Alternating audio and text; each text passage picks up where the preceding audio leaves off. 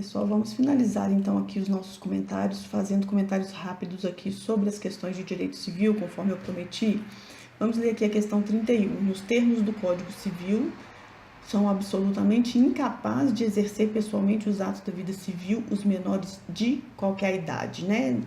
Da menoridade, para que essas pessoas sejam absolutamente incapazes. Lembrando que a teoria da capacidade, ela foi totalmente transformada com o Estatuto da Pessoa com Deficiência, mas ficou intacta em relação à capacidade em função da idade.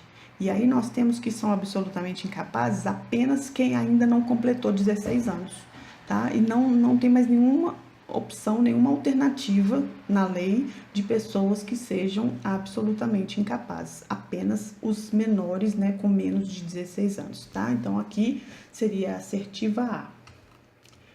Na 33, que também tem a ver com o nosso registro civil e a gente sempre fala nas nossas aulas, são impedidos de casar. A assertiva correta é a letra C, o adotante com quem foi cônjuge do adotado e o adotado com quem o foi do adotante. Quem que é o adotante? São os pais adotivos, né?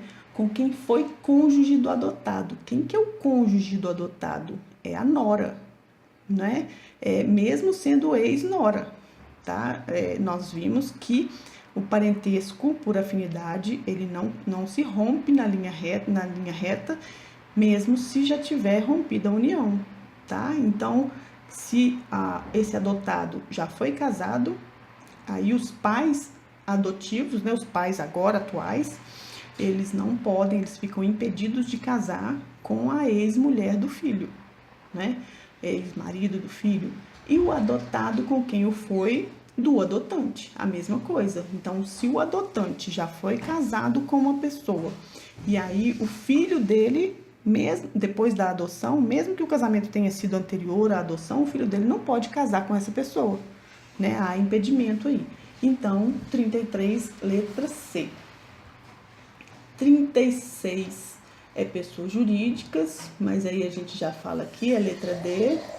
39, sobre emancipação. A emancipação produz efeito de...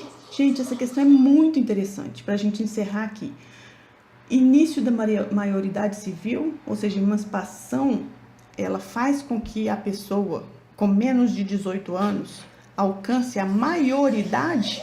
O que quer dizer maioridade, gente? Maioridade significa que a pessoa completou 18 anos. Não existe nenhuma maneira de completar a maioridade que não seja completar 18 anos. Aqui, a emancipação confere capacidade civil plena, não maioridade. A pessoa continua sendo menor, só que plenamente capaz. Não é? Ele não passa a ser maior, não. Para ele ser maior, ele tem que ter feito 18 anos.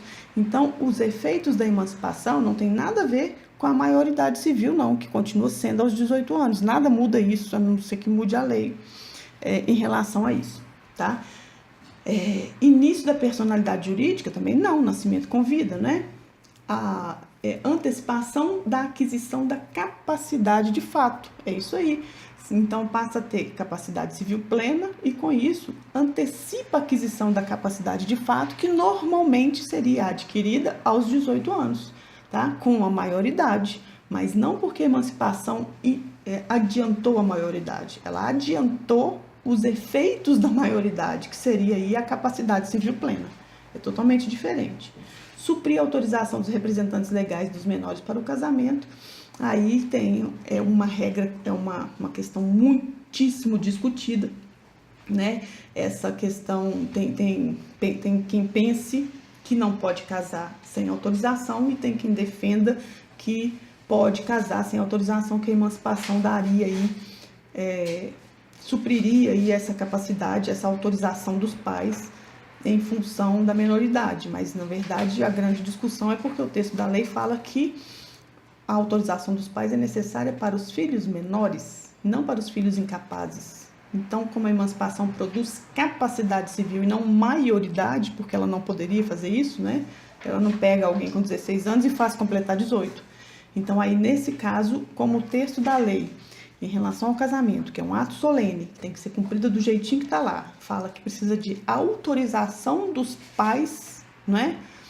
Para os menores. Então, aí, em relação aos menores, mesmo que emancipados, deveria ter autorização dos pais. Mas há quem pense o contrário também. Há quem pense que, pelo fato de ser emancipado, os efeitos da capacidade civil suprem essa eventual autorização dos pais, tá? Mas essa é uma questão muito controversa e dificilmente ia cair aqui como pegadinha na prova de vocês. Até a questão da emancipação do João e da Isabela, naquela questão lá em cima de 18 a 21, foi a minha preocupação fosse que caíssem aí nessa polêmica, mas não caíram na polêmica. Eles falaram, eram os dois menores, né? Então, ambos precisavam de alguma coisa para resolver. Um foi emancipado. Então, não se fala em autorização dos pais para ele, porque não precisou discutir se precisa ou não da autorização dos pais, porque estava discutindo o tempo inteiro em relação à capacidade e à autorização da Isabela, que não era emancipada, né? Então, não colocar o foco nele, o foco ficou nela. Aí ficou tranquilo sem entrar na polêmica, mas se o foco fosse nele, aí ia ser um assunto polêmico e aí a questão ia ficar bastante complexa, porque existem entendimentos doutrinários nos dois sentidos e jurisprudenciais, inclusive, também.